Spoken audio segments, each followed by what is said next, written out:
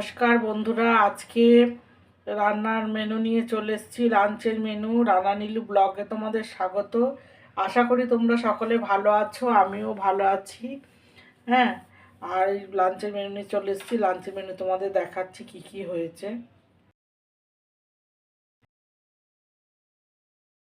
লাঞ্চের মেনুতে হয়েছে গরম গরম ভাত হয়েছে, একদম ধোঁয়া উঠছে। আমি একটু বেলায় ভাতটা বসাই, তরকারি সব রান্না করে নিই আগে, তারপরে করেছি এদিকে মুগের ডাল করেছি, ভেজ মুগের ডাল করেছি। আর এদিকে করেছি ফুলকপি আলু ভাজা করেছি। আর এখানে করেছি দই পটল করেছি। এই আজকে দুপুরের লাঞ্চের মেনু। তোমাদের ভালো লেগে থাকলে অবশ্যই লাইক কমেন্ট শেয়ার করো। অবশ্যই বন্ধুরা সাবস্ক্রাইব করো। আর তোমরা সকলে ভালো থেকো, সুস্থ থেকো। হ্যাঁ, ধন্যবাদ।